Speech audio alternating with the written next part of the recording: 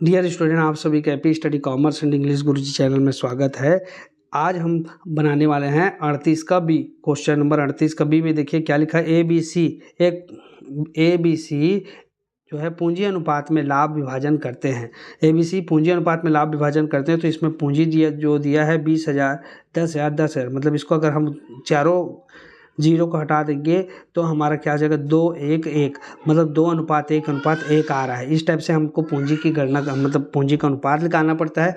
तो इनका अनुपात जो आएगा वो 2:1:1। ठीक है। अब 31 दिसंबर 2008 को उनका चिट्ठा निम्नानुसार था। चिट्ठा में लेनदार सामान्य संचय, तो इस सामान्य संचय की राशि को प्राप्त करेगा जो भी साझेदार जिसकी मृत्यु होगी। ठीक है। यहाँ पे रोकड़, देनदार, स्कंद, मशीन और उपस्कर, इतनी चीज़ें लिखी हुई है। अब यहाँ पे लिखा है कि ए की मृत्यु हुई 20 मार्च 2009 को हुई। देखिए मार्च में हो रहा है, 20 मार्च 2009 को हो गई। साझेदारी संलेख के अनुसार मृतक साझेदार का उत्तराधिकारी निम्नानुसार राशियां प्राप्त करने का अधिकारी है। पहला लिखा है कि साझेदार के पूंजी खाते का शेष तथा संचिति में उसका हिस्सा। संचिति मतलब ये सामान्य जो संचय की राशि है उसमें उसका भाग प्राप्त होगा।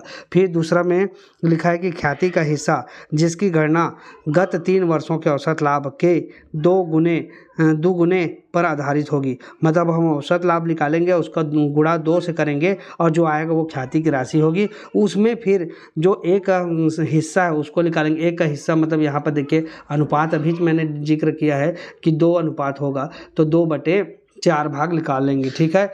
और मृत्यु तिथि तक के लाभ का हिस्सा, मृत्यु तिथि तक के लाभ का हिस्सा जिसकी गणना गत चिट्ठे से मृत्यु तिथि तक गत वर्ष के लाभ के आधार पर करनी है।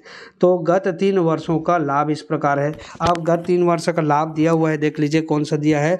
2006 में 6,000, 7 में 8,000 और 8 में 10,000 रुपये। इसी के आधार पे हमको कैलकुलेशन करना है। एक अब पूंजी खाता बनाइए, तो हमको पूंजी खाता बनाने के लिए कर रहा है। तो चलिए स्टार्ट करते हैं। क्वेश्चन को कैसे बनेगा आपको एक एक करके बारी बारी से जानकारी देते जाते हैं।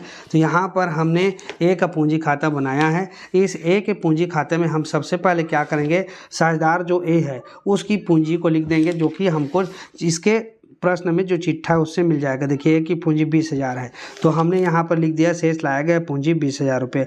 अब इस सामान्य संचय की जो राशि है इसमें उसका भाग मिलेगा 6400 रुपया।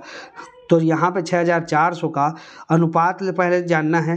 तो पूंजी का अनुपात में विभाजित करते हैं, बोला है साझेदार अपन पूंजी के अनुपात में लाभ का विभाजन करते हैं। तो जो सामान्य संचय की राशि है उसका भी विभाजन पूंजी के अनुपात में होगा। तो 20,000, 10,000, 10,000, इसी का हमको पूंजी का अनुपात निकालना है। तो देखिए कैसे निकलता है। ये देखिए 20,000, 10,000 और 10,000, इसको हमने जब यहाँ पे 20,000 में 4 शून्य है, यहाँ पे 10,000 में 4 शून्य और 10,000 में 4, इन चारों को काट दिए तो 2, 1 और 1 बचा। मतलब यहाँ पर अनुपात जो आया 2:1:1, जिसको हम लिखेंगे तो 2/2, 1 3 1 4, टोटल भाग 4 है। 4 में से 2 भाग ए का और 1 भाग जो है बी का और 1 भाग सी का। ठीक। तो 2/4, 1/4 और 1/4 इस प्रकार से आएगा। इसमें हमने लिख दिया शेष लाया गया पूंजी करके कितना, 20,000 रुपये। सामान्य संचय खाता को करके लिख दिया 3,200 रुपया। 3,200 कहाँ से आया, तो सामान्य संचय की राशि में इसका भाग निकालेंगे ए का। तो सामान्य संचय की जो राशि है वो है 6400 रुपये। 6400 गुणित कर देंगे, ए का भाग है 2/4, तो 2/4, तो 2 क्या कर देंगे, 4 करेंगे।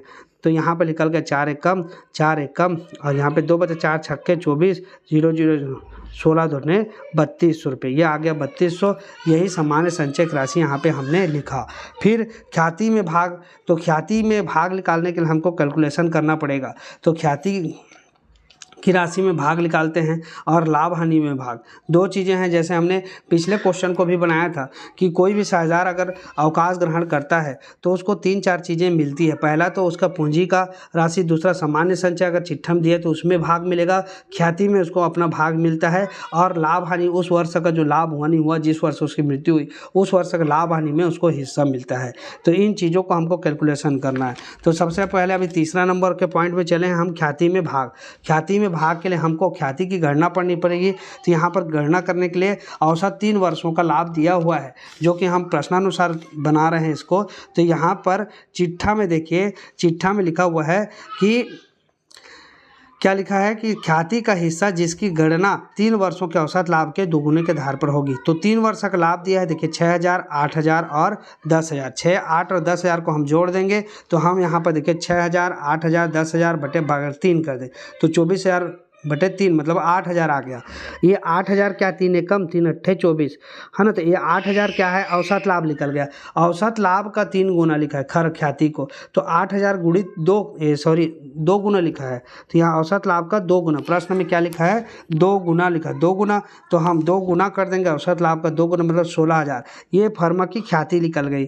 फर्म की ख्याति कितनी, 16,000। उसमें ए का भाग, ए का ख्याति में भाग, तो 16,000 का 2/4 भाग, क्योंकि यहाँ पे देखिए 2/4 है ए का भाग, इसलिए 2/4 भाग निकाल लेंगे। तो हमारा कितना आ गया, 8,000 रुपये की राशि आ गया। ए का ख्याति में भाग 8,000, तो हमने यहाँ पर लिख दिया, देखिए ख्याति खाता को करके 8,000 रुपया लिख दिया। ठीक है, अब आगे बढ़ते हैं और समझते हैं ए का लाभ में भाग। ए का लाभ में भाग देखिए ए कब तक था, इसको ध्यान रखना है। ए की मृत्यु हुई 20 मार्च 2009 को हो गई। ए की मृत्यु 20 मार्च 2009 को हुई।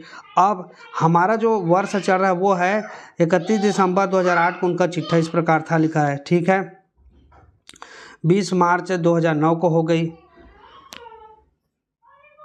तो यहाँ पर कौन सा वर्ष चल रहा है, कैलेंडर वर्ष के अनुसार जो है यहाँ पे गणना हो रही थी। 31 दिसंबर 2008 मतलब जो 1 जनवरी से 31 दिसंबर के हिसाब से कैलकुलेशन हो रहा है। 1 जनवरी से 31 दिसंबर ये वर्ष के मतलब ये जो है कैलेंडर वर्ष के हिसाब से हम खाता बही बना रहे हैं। तो 1 जनवरी से 31 दिसंबर, तो यहाँ पर आप समझ गए होंगे कि ये जो है कैलेंडर वर्ष के हिसाब से जो है ये कैलेंडर वर्ष के हिसाब से चल रहा है ये खाता। तो यहाँ पर हम कैलेंडर वर्ष के हिसाब से देखेंगे तो जनवरी से लेकर दिसंबर तक रहता है, जनवरी से लेकर दिसंबर तक। तो अब इसकी मृत्यु कब हुई, ए का मृत्यु जब हुआ वो है 20 मार्च को हुई। 20 मार्च की मतलब नया वर्ष जो है, नया सत्र शुरू हो गया था। तो 20 मार्च कब को हुई, 2009 को हो गई। तो यहाँ पर 2009 में देखेंगे, जब 2009 का खाता बन रहा है तो जनवरी से स्टार्ट होगा, तो जनवरी, फरवरी और मार्च 3 महीना हो रहा है, जनवरी, फरवरी और मार्च। तो जनवरी फरवरी तक पूरा माह, और मार्च में 20 तारीख को मृत्यु हुई। ठीक है, तो इसमें 2 माह और इसमें 20 दिन और। ठीक है, तो हम सबसे पहले क्या करेंगे, ए का लाभ में भाग निकालेंगे। तो ए का लाभ में भाग, तो यहाँ पर 3 माह का ज्ञात करना पड़ेगा। 3 माह का मतलब हमको तो ज्ञात करना है 2 माह और 20 दिन का, लेकिन हम पहले 3 माह का निकाल लेंगे। तो यहाँ पे 3 माह का निकालने के लिए देखिए क्या करेंगे, फर्म का जो लाभ है 2008 का 10,000, ये हमको जैसे लाभ में अगर प्रश्न में पूछा गया है तो प्रश्न में दिया हुआ है कि मृत्यु तिथि तक लाभ का हिस्सा जिसकी गणना गत वर्ष से मृत्यु तिथि तक गत वर्ष के लाभ के आधार पर करनी है। गत वर्ष मतलब 2008 का, क्योंकि 2009 में मृत्यु हुई, तो 2008 का जो लाभ है गत वर्ष का लाभ 2010 है ना, 2008 सन 2008 का जो लाभ है वो 10,000 है। तो ये गत वर्ष का हो गया, क्योंकि 9 में मृत्यु हुई 2009 में, तो 2009 में तो कोई अभी लाभ हुआ नहीं है, तो उसके पहले वर्ष का जो लाभ था उसी को आधार मान करके हम यहाँ पे मृत्यु तिथि तक का लाभ ज्ञात करेंगे। तो 10,000 में हमको यहाँ पर देखिए 10,000 का 3/12 3 महीने का है, इसलिए 3/12 भाग निकाले तो हमारा आ गया 2,500 रुपये। कितना आ गया, 2,500। ये 2,500 रुपया जो है तीनों 6,000 का है। तीनों 6,000 मतलब ए बी और सी का है। इस ए बी सी मतलब तीनों 6,000 के हिस्से में से हम क्या करेंगे, ए का भाग निकालेंगे। ए का भाग लाभ में, तो ए का भाग कैसे निकलेगा, देखिए ए का भाग एक है 2/4, तो इसी 2/4 अनुपात में निकालेंगे। तो 2,500 का 2/4 कर दिए तो कितना आ गया, 1,250 रुपया। ये जो 1,250 रुपया आया ये जो है 90 दिन का आया, टोटल 3 महीने का आया। 3 माह 90 दिन यहाँ लिख सकते हैं, 3 माह का पूरा आया है। तो 3 माह का है, लेकिन हमको जो है एग्जैक्ट निकालना है कि जनवरी फरवरी 2 माह पूरा और 1 माह में 20 दिन का। तो हमारा कितना हो रहा है, देखिए जनवरी फरवरी और मार्च ऐसे करके हम देखेंगे तो 2 महीना 60 और 20 80 दिन। तो यहाँ पर 80 दिन का अगर निकालेंगे तो यहाँ पे क्या हो जाएगा, 1,250 गुणित 80 बटे 90। 90 क्यों क्यों क्योंकि 90 दिन का हमारा 3 महीना का जो है यहाँ पर 3 माह का निकाले तो 3 महीना के हिस्सा में ही निकालते आ रहे हैं, तो 3 महीना का 1250। ठीक है, तो हम 80 माह का निकाले 80 दिन का निकालेंगे। यहाँ पे 90 दिन का निकला है, 3 माह मतलब 90 दिन का निकला है 1250, तो 80 दिन का कितना निकलेगा? तो 1250 गुणित 80 बटे 90। यहाँ पर आ गया देखिए 1111 4 बार, है ना, 11,111 रुपया। इसी को हमने यहाँ पर लिख दिया, क्या लिख दिया? लाभ हानि खाता को करके 11,111 रुपया। अब टोटल करेंगे तो आ रहा है 32,311 रुपया। अब इसको हम यहाँ पे लिख देंगे ए के उत्तराधिकारी खाता को। यहाँ पे जो उत्तर है, उत्तर में थोड़ा सा डिफरेंस है, उत्तर जो है कुछ दूसरा अलग आ रहा है, लेकिन यहाँ पर जो बनाने पर इस प्रकार से आ रहा है। तो आप समझ सकते हैं थोड़ा बहुत ऊपर नीचे होता है कहीं कहीं पर क्वेश्चन को आंसर में, लेकिन यहाँ पे जो कैलकुलेशन है वो इसी प्रकार से होगा। ये ख्याति का कैलकुलेशन भी यही होगा। तो इन चीज़ों का आपको विशेष ध्यान रखना है। कभी कभी उत्तर भी गलत होता है, हो सकता है मैं भी गलत हूँ कहीं पर कैलकुलेशन में। अगर इस प्रकार का होगा तो आप मुझे अवगत अवश्य करवाइए। बाकी मेरे हिसाब से जो जानकारी है उसके हिसाब से मैंने इन चीज़ों को बनाने का प्रयास किया क्वेश्चन नंबर 38 को। तो ये हो गया आपका 38 का बी नंबर का क्वेश्चन।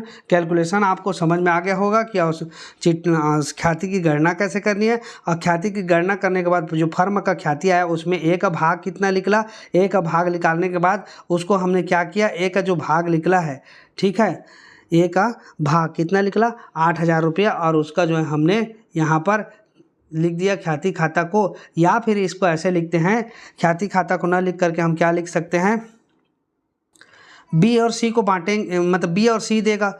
इस ए की ख्याति की राशि को कौन देगा, बी और सी देगा। तो इस 8,000 में फिर बी और सी का मतलब हिस्सा कितना है उसको ध्यान देंगे। तो यहाँ पर क्या हो जाएगा, बी और सी का हिस्सा निकालने के लिए हम क्या करेंगे, अनुपात को देखेंगे। तो 1/4 है, मतलब बी और सी का हिस्सा है 1/4, तो 1:1 है, मतलब इन दोनों बराबर बराबर देंगे।